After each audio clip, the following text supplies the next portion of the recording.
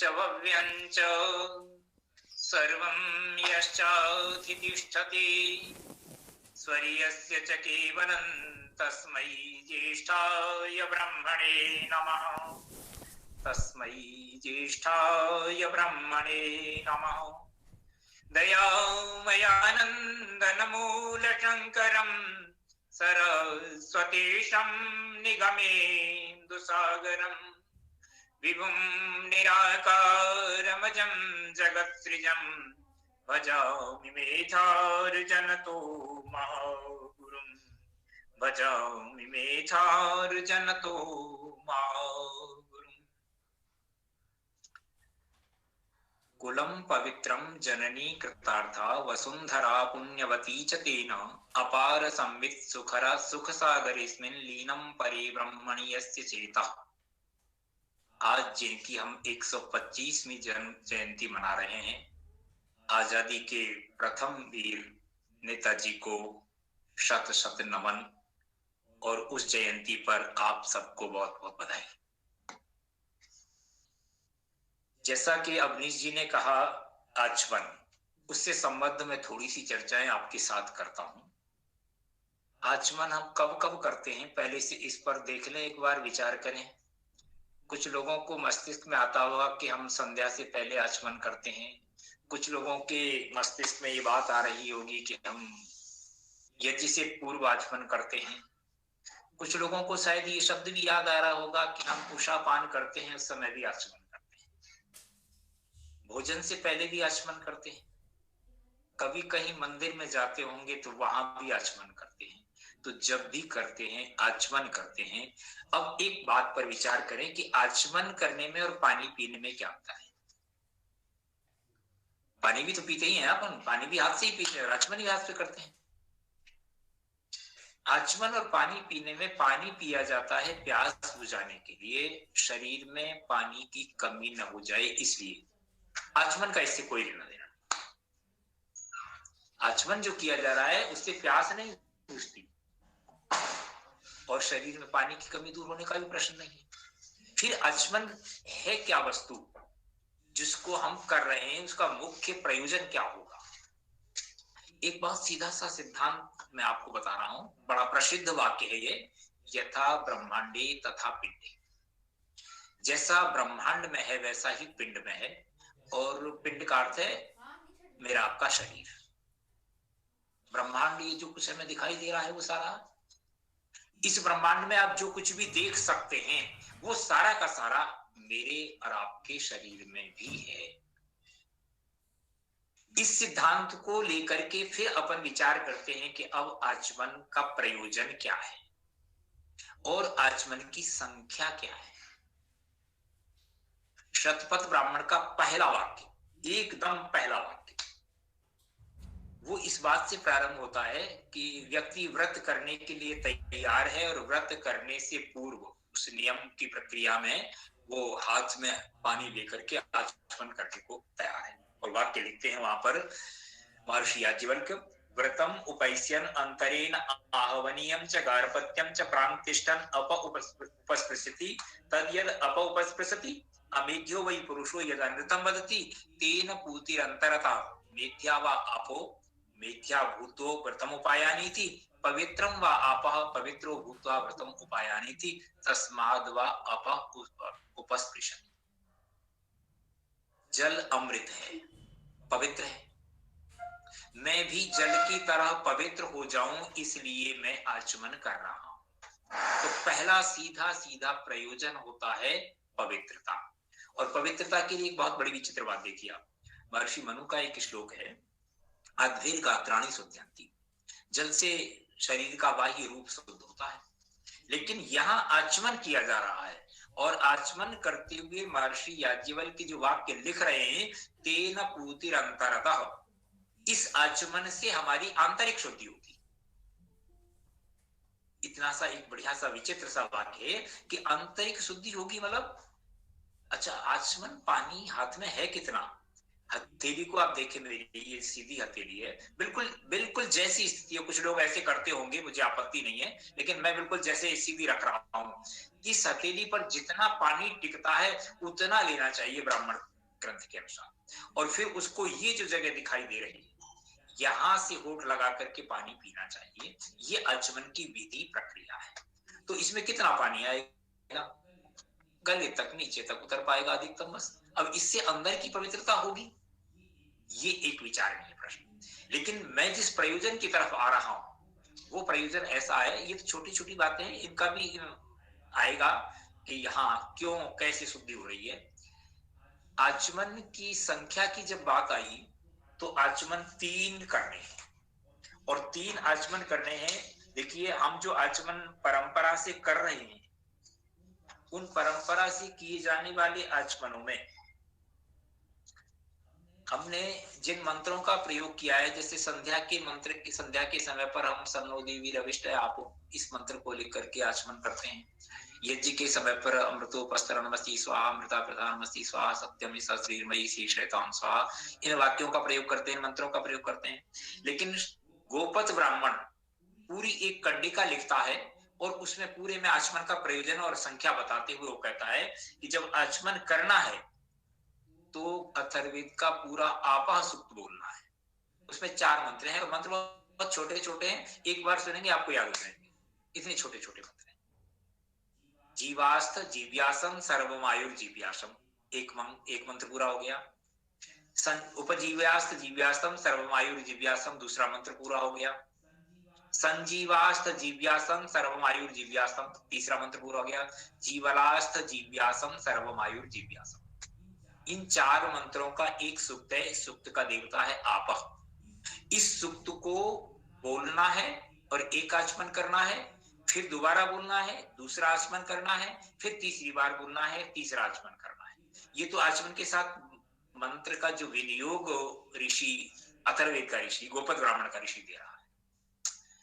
अब वो एक बात और कहता है कि जब पहला आचमन करना हो तो आचमन से पूर्व जिस मंत्र को बोला जाएगा वो तो मैंने आपको सूक्त बता दिया, लेकिन उससे पहले मन की भावना क्या होगी, तो वो वाक्य लिख रहे हैं वहीं, अमृतोपस्तरणमसि। ये वाक्य मन में धारणा करके तो जल लेना है हाथ पर और फिर सूक्त पढ़ करके आचमन करना है। दूसरा अमृता उपस्तरणमसि, और तीसरा अमृतत्वाय त्वा उपस्थितामि, मैं अमृतत्व के लिए ही तुझको अपने आप में ग्रहण कर रहा हूं। ये 3 छोटे छोटे वाक्यों के साथ पूरा 4 मंत्रों का एक सूक्त बोल करके 3 आचमन करने हैं। आचमन क्यों करने हैं? मैंने ये तो एक सामान्य सी बात थी, आचमन क्यों करने हैं, तो उसका एक बढ़िया सा उत्तर वो लिख रहे हैं। अपाम गर्भः पुरुषः स यज्ञः अद्भिर्यज्ञः प्रणीयमानः प्रान्तायते। अपाम गर्भः पुरुषः, ये जो पुरुष है, मैं और आप, पुरुष का मतलब ये मत समझिएगा कि स्त्री और पुरुष वाला पुरुष है। पुरुष से मतलब यहाँ पर सामान्य तौर पर जो है मनुष्य से है। ये पुरुष क्या है? अपाम गर्भ, आपाह का गर्भ है। और वो आपा का गर्भ क्या है? स यज्ञ, वो यज्ञ है। और वो यज्ञ क्या होता है? अद्भिर यज्ञ प्रणीयमानः, आपाह के द्वारा यज्ञ प्रणीय होता हुआ, आगे से आगे बढ़ता हुआ, तायते विस्तार को प्राप्त होता है। इस वाक्य को बोलता है और बताता है कि आचमन का प्रयोजन यह है कि जिस जल से, जिस आपाह से आचमन कर रहे हैं, उस आपाह का गर्भ है पुरुष, जो अपने आप में आचमन करना चाहता है और उसके कारण से ही बड़ा है। एक वाक्य आपने बहुत कई बार सुना होगा और प्रायः सुनते ही हैं, जल ही जीवन है, जल ही जीवन है। ये वाक्य कब आया और कहाँ आया? लेकिन अथर्ववेद तो बहुत पहले से कह रहा है, जीवास्त जीव्यासम सर्वमायु जीव्यासम, कि तुम जीवन हो और मैं तुम्हारी द्वारा संपूर्ण आयु तक जीता रहूं, इसलिए आचमन कर रहा है। तो आचमन का एक प्रयोजन है कि अपने आप में आपा जो है, सबका, प्रत्येक प्राणी का जीवन है, उस ये वो आचमन कर रहा है। एक छोटा सा प्रयोजन। पुरुष यज्ञ है, जो यज्ञ के द्वारा, ऐसे बहुत सारे वाक्य ब्राह्मण ग्रंथों में प्रारंभ से मिलते हैं हमको। अब इस तरह की जो वाक्य मिल रहे हैं, यहाँ पर एक वाक्य कह रहा है, तस्मात् आचमनियम पूर्वम आहरति यद आचामति त्रि आचामति। यहाँ पर बिल्कुल स्पष्ट तौर पर कि 3 बार आचमन करना है, ये अथर्ववेद का गोपत ब्राह्मण कह रहा है। और 3 आचमन करने के साथ वह 3 छोटे छोटे वाक्य बता रहा है। अमृतमसि, इससे पहली बार में जल लेना है, पूरा सूक्त बोलना है। दूसरी बार में उपस्तरणोमसि से लेना है। तीसरी बार में अमृताय तो उपस्त्रणामि से लेना है। पूरा सूक्त बोल करके आचमन करना है। ये तो एक आचमन की विधि का सामान्य सा वो था। अब आचमन करने 3 आचमन है तो तीनों का प्रयोजन अलग अलग होगा, और तीनों में चूंकि वाक्य अलग, सूक्त एक ही है लेकिन वाक्य अलग अलग है। पहले में अमृतोपस्तरणमसि था, दूसरे में अमृतापदानमसि अमृतमसि था, अमृतोपस्तरणमसि, और तीसरे में अमृतत्वाय उपस्त्रणा। अमृतमसि कह करके व्यक्ति अमृत होने के लिए चाहता है। अब अपन अपने जीवन पर, अपने शरीर पर विचार करते हैं कि मेरे शरीर के अंदर कौन सा ऐसा तत्व है जिससे मैं अमृतत्व को प्राप्त कर रहा हूं। अमृतत्व को प्राप्त करने का ध्यान रखिएगा, ये अर्थ नहीं है कि मैं अमर हो जाऊंगा। गोपी क्या नाम है, याज्ञवल्क शतपथ ब्राह्मण में स्पष्ट लिख रहे हैं कि अमृतत्व तु आशा नास्ति, कि अमर होने की कोई आशा नहीं है, लेकिन संपूर्ण आयु, जितनी आयु है उतनी देर तक स्वस्थ रहूंगा, ये यहाँ अमृतत्व का प्रयोजन है, अर्थ है। तो वो जो अमृतत्व है वो हमें किससे प्राप्त होगा? उसमें बहुत प्रमुख, मेरे शरीर के अंदर, पूरे ब्रह्मांड के अंदर एक तत्व है, उसको कहते हैं प्राण, और वो प्राण के कारण से होगा। तो पहले आचमन का प्रयोजन के रूप में वाक्य लिखा जा रहा है कि वो पहला आचमन करता है तो क्या करता है? सयत पूर्वम आचामति सप्त प्राणास्तान एतेन अस्मिन आप्यायति। उस पहले आचमन के द्वारा वो 7 प्राणों को, एतेन, ये हाथ में जो आपा ले रखा है जिसको आचमन करेगा, इसके द्वारा अस्मिन, इस शरीर में, इस पिंड में, इस पुरुष में, आप्यायति, ओप्यायी आप्यायी वृद्धौ, आप्यायति बढ़ाता है, आप्लावित करता है। बहुत छोटा सा, बहुत थोड़ा सा आपह जल मेरे हाथ में है, और उसके द्वारा मैं क्या कर रहा हूं? उसको लेकर के 7 प्राणों को अपने अंदर बढ़ा रहा हूं, निरंतर वो वृद्धि को प्राप्त हो रहे हैं। अब वो 7 प्राण कौन से हैं? प्राणों के बारे में ये तो सुना है कि भी प्राण, अपान, व्यान, समान, उदान, ये 5 ही हैं, और 5 उप प्राण मान लें, देवदत्त, धर्म, कृंजक, कृकल, ये, पर ये 7 प्राण मात्र प्राण के बारे में बात कर रहा है। भी जब और आगे बात चलेंगे, दूसरे तीसरे पर आएंगे तो लगेगा कि और कुछ इससे जुड़ती दूसरी चीजें आ गई हैं। तो वो 7 प्राण क्या है? आगे देखिए यही वाक्य, य इमा वाह्या शरीरात् मात्रास्तद यथ एतम अग्निम वायुम आदित्यम चंद्रमसम अपह पशून अन्याश्च प्रजाः तान एतेन अस्मिन् आप्यायति। और आगे अंतिम वाक्य जो प्रत्येक आचमन के प्रयोजन के साथ लिखा हुआ है, आपो अमृतम, कि ये आपा अमृत है, इसलिए इसके द्वारा, इसके आचमन के द्वारा ये 7 प्राणों को अपने शरीर के अंदर बढ़ा रहा है। और वो 7 प्राणों के नाम गिना दिए, अग्नि, वायु, आदित्य, चंद्रमा, अप जल, पशु और प्रजा, ये 7 प्राण हैं। अथर्ववेद का एक मंत्र बड़ा प्रसिद्ध है, आयु प्राणम प्रजाम पशुम कीर्तिम यजमानम च वर्धय, और स्तुता मया वरदा वेद माता प्रचोदयन्ताम, है ना? इसमें भी आयु, प्राण, प्रजा, इन सब की बातें आई। ये इन 7 प्राणों की जब बात कर रहा है तो भी आपको लग रहा होगा कि 7 प्राण कैसे हैं? कैसे मान लें कि अग्नि प्राण है, वायु प्राण है, आदित्य प्राण है, चंद्रमा प्राण है? तो बिल्कुल कहीं संदेह की आवश्यकता नहीं है। मैं आपको मूल वाक्य, और वाक्य ही नहीं बल्कि मूल अथर्ववेद का मंत्र बता रहा हूं। पहले सामान्य एक वाक्य बता दूं कि ये प्राण, जो 7 प्राण हैं जिनको अभी अग्नि वायु नाम दिया है, उनको दूसरे नाम क्या हैं वो देख लें, फिर उसके साथ वाक्य जो मूल मंत्र है उससे संबंध होगा। 7 प्राण है, ऊर्ध्व प्राण, प्रौढ़ प्राण, अभ्यूढ़ प्राण, विभु प्राण, योनि प्राण, प्रिय प्राण और अमृत प्राण, अपरिमित प्राण, ये 7 प्राण हैं। जिन 7 प्राणों को वो पहले आचमन के द्वारा अपने शरीर में बढ़ा रहा है। ऊर्ध्व प्राण, एक बार नाम देख रहे हैं, ऊर्ध्व प्राण, प्रौढ़ प्राण, अभ्युड प्राण, विभू प्राण, योनि प्राण और प्रिय प्राण। अब ये सारे के सारे प्राण जो है ना, कौन सा प्राण कहाँ रहता है, और उसको कई बार क्या होता है कि तादस्थ्य भाव के कारण से हम जो जहाँ रह रहा है उसको उसी के नाम से जानते हैं। जैसे मैं अब जोधपुर में रह रहा हूं तो लोग मुझे जोधपुर वाला कहते हैं, है ना, ये सामान्य चीजें हैं। तो ऊर्ध्व प्राण अग्नि में रहता है तो उसको अग्नि प्राण कह देते हैं।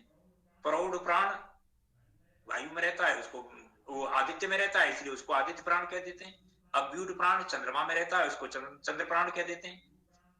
विभू प्राण वायु में रहता है, उसको वो प्राण कह देते हैं। ऐसे अलग अलग। योनि प्राण आपह जल में रहता है इसलिए उसको योनि प्राण कहते हैं। प्रिय प्राण पशुओं में रहता है इसलिए पशु प्राण कह देते हैं। अपरिमित प्राण प्रजा में रहता है इसलिए अपरिमित प्राण कहते हैं। अब ये सारे के सारे प्राण, इनको तादात्म्य भाव से ये जो नाम दे रहे हैं। अब देखें अपन साक्षात अथर्ववेद का मंत्र जो स्पष्ट ये कह रहा है कि इस प्राण का ये नाम है। ये 15वें कांड का 15वां सूक्त है ना, उसका ये मंत्र देखिए। तस्य व्रात्यस्य सप्त प्राणा सप्त अपाना सप्त व्याना। 3 आचमन है। पहले आचमन का प्रयोजन प्राण है, दूसरे आचमन का प्रयोजन अपान है, तीसरे आचमन का प्रयोजन व्यान है। इन 3 प्रत्येक आचमन से, पहले आचमन से प्राणों को अपने शरीर के अंदर बढ़ाता है, दूसरे आचमन से अपान को अपने शरीर के अंदर बढ़ाता है, तीसरे आचमन से व्यान को बढ़ाता है। ये तो एक सामान्य पहला जो प्रारंभिक वाक्य है मंत्र का वो है। उसके बाद देखिए आगे का, यो अस्य प्रथमः प्राण ऊर्ध्व नाम अयं सो अग्नि। ये इसका जो पहला प्राण है उसको ऊर्ध्व प्राण कहते हैं और वो अग्नि प्राण है। ऊर्ध्व प्राण अग्नि के प्राण के नाम से जाना जा रहा है। इसलिए मैंने कहा ना कि वो ऊर्ध्व प्राण अग्नि में रहता है इसलिए उसको अग्नि प्राण कह देते हैं, तादात्म्य भाव के कारण से। स्पष्ट मंत्र है। यो अस्य द्वितीय प्राण, जो इसका दूसरा प्राण है, प्रौढ़ो नाम असौ स आदित्य, वो प्रौढ़ प्राण है और वो चूंकि आदित्य में रहता है इसलिए वो असौ आदित्य, वो आदित्य नाम से जाना जाता है। योस्य तृतीय प्राण, जो इसका तृतीय प्राण है, अभ्यूढ़ो नाम, वो अभ्यूढ़ नाम का प्राण है और वो स चंद्रमा, वो चंद्रमा है। योस्य चतुर्थो प्राण विभूर नाम, जो चतुर्थ प्राण है वो विभू प्राण है और वो विभू प्राण पवमान वायु है। अब विभू और पवमान वायु के साथ एक वाक्य में आपको दर्शन का बता दूं। दर्शन में जब पदार्थों की चर्चा आती है तो कुछ पदार्थ ऐसे हैं जिनको विभू पदार्थ कहते हैं। उसमें आकाश विभू पदार्थ है, विभू पदार्थ व्यापक है। यहां पर ये जो विभू प्राण है ये पवमान के नाम से वायु को कह रहा है। वायु भी अपने आप में उसी तरह से व्यापक है जिस तरह से आकाश व्यापक है। और वो वायु प्राण चंद जो है पवमान में रह रहा है, हवा में रह रहा है और वहां से हम प्राणों को लेते हैं और वो आचमन के द्वारा हम उसको सातों प्राणों को पहले आचमन के साथ अपने शरीर के अंदर बढ़ा रहे हैं। इसलिए ये प्राण की बात करता है और ये विभू प्राण है जो वायु के साथ जुड़ा है। योस्य पंचमो प्राण योनिर नाम ता इमा आपः। संसार में किसी भी पदार्थ का जन्म यदि हुआ है, नाशदीय सूक्त जो ऋग्वेद का सूक्त है जो सृष्टि प्रक्रिया के बारे में बहुत स्पष्ट तौर पर बात करता है, वहां भी, और शतपथ ब्राह्मण जहां सृष्टि प्रक्रिया की बात कर रहा है वहां भी, जहां कहीं भी आप देखेंगे सारी की सारी सृष्टि की संरचना का मूल कारण आपा है। एक बात ध्यान रखिए मित्रों, आपा का अर्थ ये जो पानी है वो नहीं है। आचमन जब कर रहे हैं अपन तो पानी है, इसमें कोई संदेह नहीं है, लेकिन आपा का अर्थ वहां पर है व्यापक, और वो एक लिक्विड पदार्थ कोई है जिसको आपा धाराएं कह सकते हैं। अथर्ववेद में बहुत, गोपथ ब्राह्मण में इसकी बहुत सारी चर्चा है। तो यहाँ पर मैं केवल इतनी सी बात कहना चाहता हूं कि आपह योनि प्राण है और योनि का अर्थ होता है मूल, वो स्थल जहां से मेरा जन्म हुआ है, मेरा आपका सबका।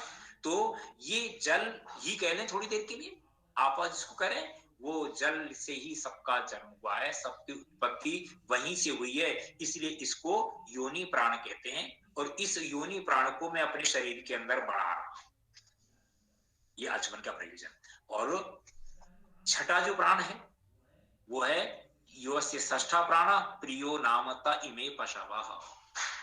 यहाँ पर पशु का अर्थ गोधन मान लें, कोई दिक्कत नहीं है, लेकिन पशु का अर्थ सीधा सीधा है कि जितने संसार के पदार्थ मुझे प्रिय हैं वे सारे के सारे पशु हैं, इसलिए कि मैं उन सबको देख देख करके प्रसन्न होता हूं।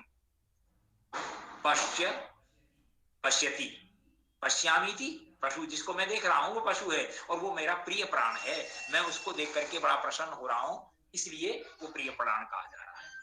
और वो सारा का सारा छठे नंबर पर है इसके अनुसार 7 प्राणों में। और 7वां प्राण योस्य सप्तमः प्राणो अपरिमितो नाम ता इमा प्रजा। भूतम परिमितम भव्यम अपरिमितम, ये बहुत प्रसिद्ध वाक्य है शतपथ ब्राह्मण का। जो भूत है वो परिमित है, उसे मापा जा सकता है, क्योंकि भूत है जितना था उतना उसको माप सकते हैं अपन। लेकिन भव्यम अपरिमितम, जो भव्य है वो अपरिमित है, उसे मापा नहीं जा सकता कि वो कितना है। मैं अपने तक और अपनी पूर्व पीढ़ियों तक उनको उनके नाम गिन सकता हूं, देख सकता हूं जितनी पीढ़ियां हुई हैं। 9 पीढ़ियों के नाम मुझे अपने याद हैं, मेरे बेटे को गिनेंगे तो उसको 10 याद हो जाएंगे, क्योंकि 9 तो मैं गिना ही रहा हूं, 10वां मेरा हो जाएगा। तो ये स्थिति क्या है, भूत है। लेकिन प्रजा के बारे में जब प्राण की बात की है ना, तो ये क्या वाक्य क्या लिखता है, अपरिमितो नाम ता इमा प्रजा। ये अपरिमित नाम का प्राण जो है ये प्रजा है, जो कि कितनी लंबी तक जाएगी इसको परिमित नहीं किया जा सकता, गिना नहीं जा सकता, ये प्रजा इसलिए अपरिमित प्राण है। इन 7 प्राणों को पहले आचमन के द्वारा अपने शरीर के अंदर बढ़ाता है। अब एक एक पर चर्चा कर लें, व्यान और अपान छूटेंगे तो कोई बात नहीं है, प्राण पूरा हो जाएगा तो बात मैं समझता हूं कि अपनी सटीक हो जाएगी कि हाँ लगा कि कुछ प्रयोजन है। पहला आचमन किया और पहले आचमन से व्यक्ति जब आचमन कर रहा है, वो चाहे आचमन भोजन से पूर्व कर रहा हो, संध्या से पूर्व कर रहा हो, यज्ञ से पूर्व कर रहा हो, मंदिर में जाते समय कर रहा हो, कभी भी कर रहा है, यदि आचमन कर रहा है, पानी नहीं पी रहा है, आचमन कर रहा है, तो उसके आचमन का पहले आचमन का प्रयोजन है कि वो अपने शरीर के अंदर प्राण शक्ति को बढ़ा रहा है। और वो प्राण शक्ति 7 प्रकार की प्राण शक्ति है जो उसे बढ़ानी है। एक वो प्राण शक्ति जिस प्राण से उसका ऊर्ध्वगमन होता है, इस और वो प्राण शक्ति अग्नि में रहती है। अग्नि शरीर के अंदर एक जठराग्नि नाम की अग्नि रहती है, भोजन का पचना बंद हो जाए, देखो आप शरीर की क्या हालत होती है, तो वो अग्नि ऊर्ध्व प्राण है। दूसरा प्राण प्रौढ़ प्राण आदित्य। ये आदित्य को अपन सूर्य मान लेते हैं थोड़ी देर के लिए, आदित्य आदित्य भी रहने देते हैं तो कोई दिक्कत नहीं है। अग्नि एक देवता है जिसको प्राण के रूप में भी गिना गया और देव के रूप में भी गिना गया। वो अग्नि देव जो प्राण है वो मेरी वाणी में निवास करता है। तो मैं सबसे पहले उस आचमन में जब अग्नि प्राण को ले रहा हूं, बढ़ा रहा हूं, तो मैं अपनी वाणी की शुद्धता पवित्रता कर रहा हूं और वाणी में अपने ओज और तेज को बढ़ा रहा हूं। ये एक छोटा आधा मतलब 7वें हिस्से का प्रयोजन। पहली प्राण में 7 प्रयोजन है, तो पहला एक छोटा सा, और दूसरे पर वो कह रहा है आदित्य। आदित्य आदित्य जितने देवता है ना वो सारे के सारे मेरे शरीर में रहते हैं। जैसे अग्निर्वाग भूत्वा मुखम प्राविशत, अग्नि नाम का जो देवता है वो वाणी बनकर के मुख में प्रविष्ट हो गया और उसी को अग्नि प्राण कह करके मैं बढ़ाने की चर्चा कर रहा हूं। आदित्य चक्षुषी प्राविशत, आदित्य जो है मेरे आंखों में आकर के बैठ गया। तो आदित्य प्राण की जब बात करता हूं तो मैं अपनी नेत्र ज्योति को बढ़ाने की बात करता हूं। पहले जो है आचमन में जहां वाक शक्ति को बढ़ाने की बात की अग्नि प्राण के द्वारा, वहीं अपनी नेत्र ज्योति की भी शक्ति के बढ़ाने की बात की वो आदित्य प्राण के द्वारा। और तीसरा है तृतीयो प्राण अभ्युडो नाम असौ चंद्रमा। चंद्रमा मनसी प्रतिष्ठित, चंद्रमा मेरे मन में रहता है। तो मैं अपनी शक्ति को बढ़ा रहा हूं चंद्रमा प्राण को अपने अंदर लेकर के आचमन के द्वारा। और चौथा है विभुर नाम असौ पवमाना। पवमान शब्द के साथ जहां वायु जुड़ रहा है वहीं पर पवमान शब्द का जो स्वाभाविक अर्थ पवित्रता है वो भी जुड़ रहा है कि मैं अपने जीवन के क्रियाकलापों को वायु की तरह पवित्र बना रहा हूं। वायु जहां भी रहेगा दुर्गंध को साफ करता हुआ चला जाएगा बस। और वो वायु मेरे प्राणों में आएगा, मेरे अंदर आएगा, वो पवमान मुझे पवित्र करेगा और मुझे पवित्रता के लिए प्रेरित करेगा। इसलिए मैं आचमन के द्वारा उस पवमान को अपने अंदर बढ़ा रहा हूं। पांचवा है योनिर्नामता इमा आपाह। पुरुष के रूप में सही, स्त्री के रूप में सही मैंने जन्म लिया, और जन्म लिया है जीवन के साथ। मुझे किसी ने संसार में, मेरे माता पिता ने यहाँ ला करके खड़ा किया, मुझे पितृऋण चुकाना है। इसलिए मेरे अंदर भी वो शक्ति होनी चाहिए, उत्पादन की क्षमता, उसको बढ़ाने के लिए मैं आचमन कर रहा हूं। इसलिए कहा कि यो निर्नाम ता इमा आपह, ये उत्पत्ति शक्ति को बढ़ाने वाला है। जो छठा प्राण है जिसको आपा के रूप में कहा जा रहा है, उसको मैं अपने शरीर के अंदर बढ़ा रहा हूं। यदि प्रजनन क्षमता नहीं है तो दूसरे लोग क्या कहेंगे और क्या देखेंगे, अपन सब उन शब्दों से परिचित हैं। और छठा है षष्ठा प्राण प्रिय प्रजा पशव। छठा जो प्राण है वो प्रिय नाम से है और वो है पशु। पशु मैंने बताया ना कि जिसको देख करके मैं प्रसन्न हो रहा हूं, जितनी चीजें जिनको देख करके मुझे प्रसन्नता होती है, जिनको सुन करके मुझे प्रसन्नता हो रही है, वो सारे के सारे पशु प्राण के रूप में है। उन सबको भी बढ़ाने की चेष्टा, प्रयत्न में कर रहा हूं प्राणायाम इस आचमन के द्वारा। और सातवां अपरिमित और प्राण प्रजा, जिसकी कल्पना ही नहीं की जा सकती है। अपरिमित है, उसको गिना नहीं जा सकता, मापा नहीं जा सकता, वो सातवां प्राण है। इन सात प्राणों को पहले एक आचमन के द्वारा मैं अपने शरीर में ले रहा हूं। अर्थात इन सब चीजों को यथाशक्ति मेरा जितना सामर्थ्य है परमपिता परमात्मा ने मुझे जो दिया है, और उसके अनुसार मैं इन सब चीजों को आगे से आगे बढ़ाता जाऊंगा। इस प्रयोजन को सिद्ध करने के लिए मैं पहला आचमन करता हूं। अब अपान और व्यान को मैं छोड़ करके फिर दोबारा से पहले आचमन पर आता हूं और एक वाक्य कह करके अपनी बात को समाप्त करता हूं समय के साथ।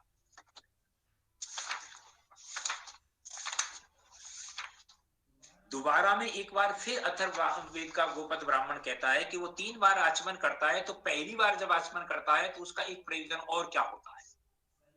सयत पूर्वम आचामति पुरस्ताद होमास्तेन अस्मिन् अवरुंधे। जब वो पहली बार आचमन करता है तो क्या करता है, पुरस्ताद होमान, पहले जितने किए गए होम हैं उन सबको अस्मिन् अवरुंधे, इस पिंड के अंदर वो रोक रहा है। यानी मैं इससे पहले भी यज्ञ कितनी ही बार कर चुका हूं। कितनी बार यज्ञ कर चुका हूं का मतलब जितनी बार मैंने जन्म लिया है उतनी बार यज्ञ किया है, और जितनी बार यज्ञ किया है उतनी बार आचमन किए हैं। तो अभी जो आचमन करने का प्रयोजन एक तो ये था कि मैं प्राण शक्ति को बढ़ा रहा हूं, वो 7 प्रकार के प्राण है। दूसरा प्रयोजन यह है कि जब मैं पहली बार आचमन कर रहा हूं तो इससे पूर्ववर्ती मेरे जितने जन्म हैं, जितनी बार मैं आचमन कर चुका हूं, जितनी बार मैं यज्ञ कर चुका हूं, उन सारे के सारे यज्ञ और होमों को अपने अंदर रोक रहा हूं कि वो पूर्ववर्ती सारे संस्कार के रूप में मेरे पास उपस्थित हो जाएं, ताकि मुझे अगला कदम बढ़ाने में सरलता रहे कि यहां तक तो मैं पहुंच गया पुरानी चीजों को याद करके, पुराने संस्कारों को लेकर के, और इन प्राणों के साथ मैं आगे बढ़ रहा हूं। तो मित्रों, समय की सीमा के साथ मैंने थोड़ी सी चर्चा आपके साथ केवल पहले आचमन पर, और पहले आचमन पर भी मैं मानता हूं कि मेरी 60% बात हुई है। अपान और व्यान जो दूसरे और तीसरे आचमन का प्रयोजन है फिर कभी देखेंगे। अपन समय की सीमा के साथ बने हैं। समय किसी का कभी सम्मान और अपमान नहीं करता। जो समय का सम्मान करता है, समय उसका सम्मान करता है। मुझे जो समय निर्दिष्ट था कि मैं इतनी देर तक आपके साथ चर्चा करूंगा, वो थोड़ी सी मैंने चर्चा की। आप सब लोगों ने धैर्य से सुना। बहुत बहुत धन्यवाद।